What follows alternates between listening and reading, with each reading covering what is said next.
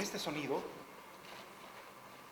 los indígenas de las diversas comunidades del Ecuador rinden homenaje al sol, a los diversos elementos de la naturaleza en las festividades, sean heliolátricas como solsticios, equinoccios, y también en los rituales que destacan elementos de la cosmovisión andina. Tengo el gusto de compartir con ustedes algunos elementos vinculados con nuestros pueblos originarios del actual Ecuador en relación con los sonidos. Cuando hablamos de los primeros habitantes de nuestro territorio actualmente conocido como Ecuador, estamos hablando más o menos de hace unos 12.000 años.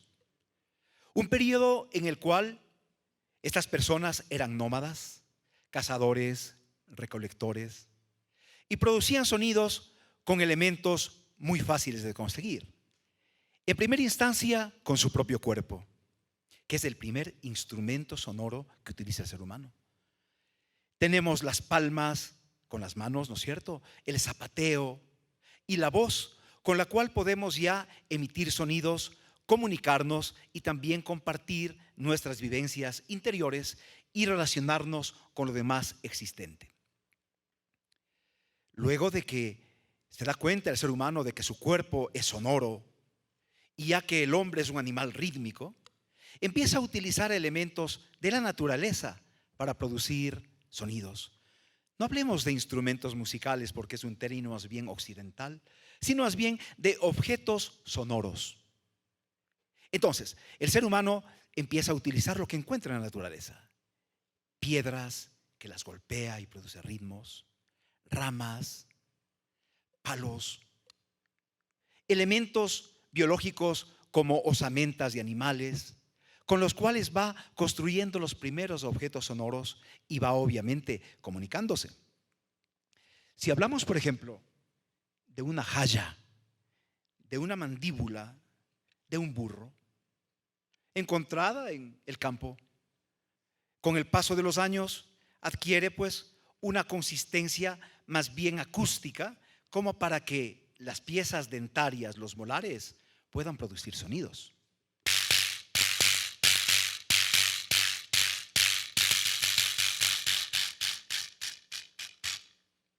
Entonces, ya el ser humano tiene la posibilidad de ir utilizando elementos exteriores a su cuerpo para enriquecer su mundo sonoro.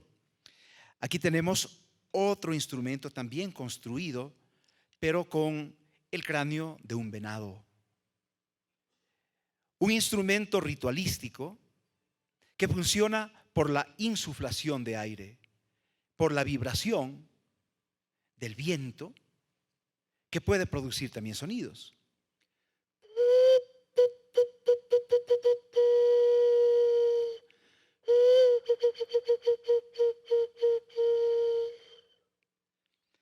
Obviamente, los vegetales que encuentra a su alrededor sirven como materia prima para construir otro tipo de instrumentos.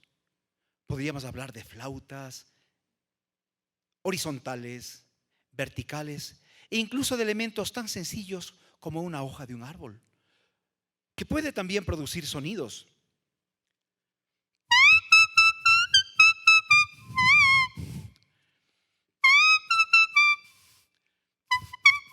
Bueno, se rompen también, se les da la vuelta y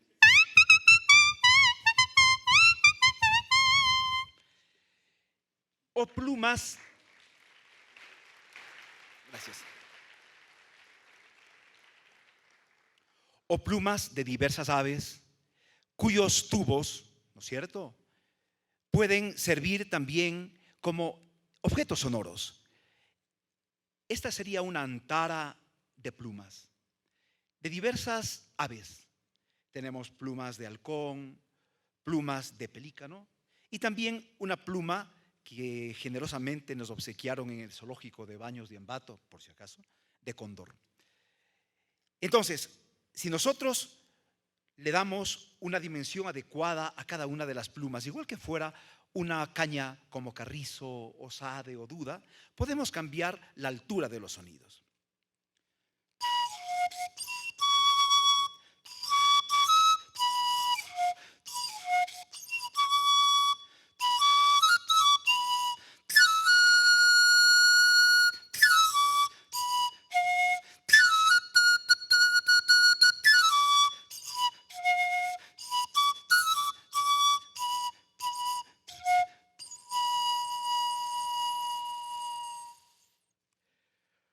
Otro logro fundamental del ser humano es utilizar la arcilla, el lodo, o sea, mezclar tierra con agua, conformar una masa dúctil, ¿no es cierto?, que permita dar formas, que representan en muchos casos animales, por ejemplo, una flauta globular zoomorfa, ¿no es cierto?, o a aves, que son figuras ornitomorfas, y que nos permiten también conseguir mayor variedad de sonidos. De tal manera que la organología es el conjunto de instrumentos y el estudio de ellos y la clasificación de acuerdo a su naturaleza, como aerófonos, cordófonos, membranófonos, van incrementando ya la organología de los pueblos prehispánicos y obviamente organizando los sonidos de tal manera de que ya pueden manejarse lo que llamaríamos escalas. Veamos cómo suena un instrumento de cerámica. Este es un instrumento llamado flauta globular zoomorfa. Tiene la forma de una tortuga.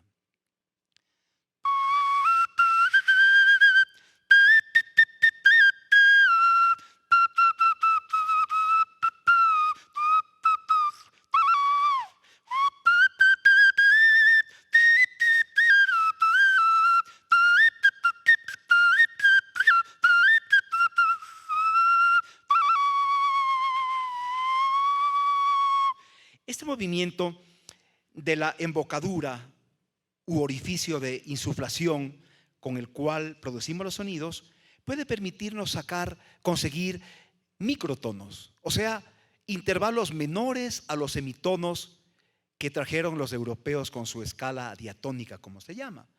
De tal manera que a través de los estudios de la arqueomusicología llegamos a la hipótesis de que los pueblos pre-incas, anteriores a 1460 más o menos, que llegan del sur los incas y consolidan el Tahuantinsuyo, los pueblos anteriores a los incas tenían en nuestro territorio más bien escalas microtonales, o sea, de cuartos y octavos de tono. Por ejemplo, esto, ¿no?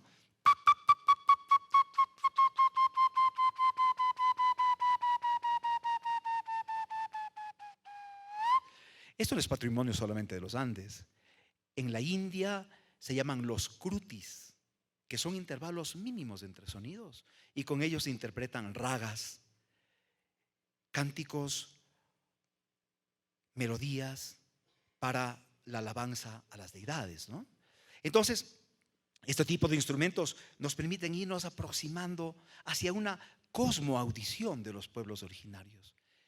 Casi siempre escuchamos más bien el término cosmovisión, que tiene mucho que ver con ese conjunto de ideas, de creencias, de visualizaciones relacionadas con lo demás existente que le permiten al ser humano tener un nexo coherente, una forma de comunicarse, una forma de asumir su existencia de acuerdo al macro y al microcosmos. Pero quienes estamos inmersos en la musicología, hablamos y con gusto de una especie de ardid semántico, ¿no? Porque claro, el microcosmos también sería como un paraguas que cubre a la cosmoaudición, ¿no es cierto? La cosmoaudición sería el conjunto de sonidos, de códigos sonoros que los seres humanos utilizamos para comunicarnos con lo demás existente. Por ejemplo, producir sonidos onomatopeicos de la naturaleza para tratar de atraer a un ave, por ejemplo, producir un sonido como el silbido de un ave, ¿no? El gorjeo.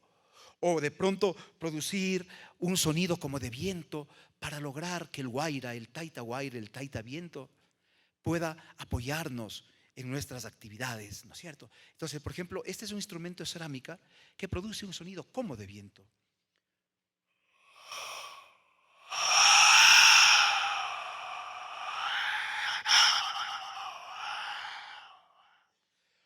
O de pronto tenemos esta flauta globular ornitomorfa que representa a un ave que puede tratar de imitar el sonido de las aves, ¿no?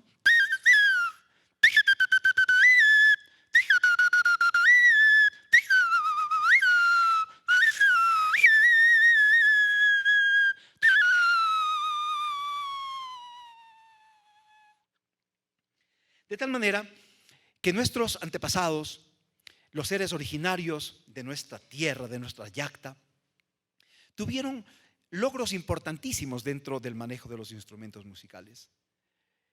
Somos mestizos, y no solo, como decía la persona que me antecedió con la palabra, la científica, de la parte genética de los cromosomas, sino también de la parte cultural. Tenemos un mestizaje en el caso de la música, un mestizaje sonoro muy amplio.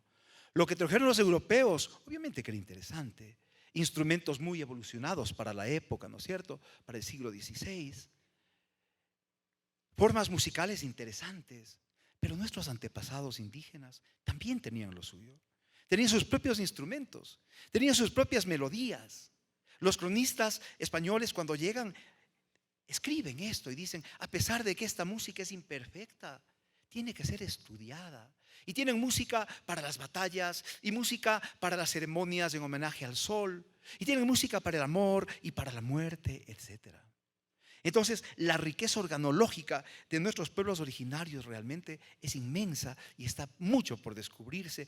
Y ojalá nos ayude a subir nuestra autoestima y saber que procedemos de grupos humanos, llamemos culturas o civilizaciones, con grandes logros dentro de lo sonoro, ¿no?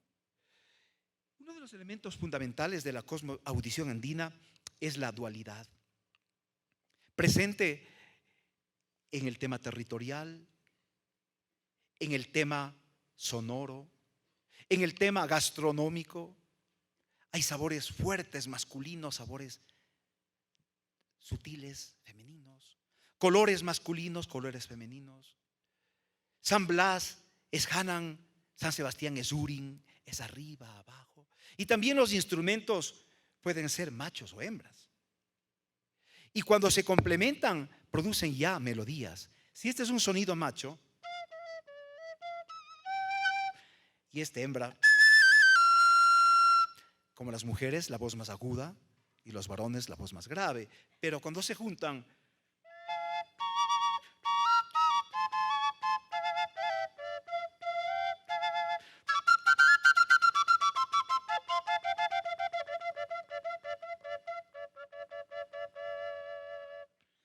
y hay instrumentos que en un solo cuerpo sonoro tienen el componente macho y hembra, por ejemplo este, ¿no?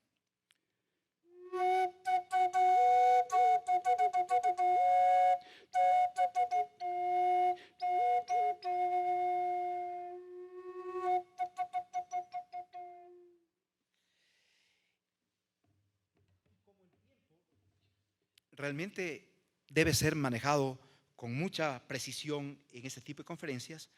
Voy solamente a terminar mi intervención rindiendo homenaje a nuestros pueblos originarios, específicamente a una de las culturas más importantes del periodo formativo, que es la cultura chorrera, haciendo sonar una réplica de una botella silbato, un instrumento de cerámica compuesto por dos cuerpos que funciona con agua. Si ponemos agua en el uno y le pasamos al otro, produce sonido. Encontramos instrumentos de este tipo en algunas culturas de nuestro planeta, pero lo importante es que los más antiguos vestigios en el planeta Tierra de este tipo de instrumentos son de la cultura chorrera. Y quiero que terminemos alegres. Este es un ruco pingullo cañari, un instrumento que no tiene orificios de digitación para subir o bajar los sonidos, tapando o destapando orificios, sino que solo con la fuerza con que soplo cambian los sonidos.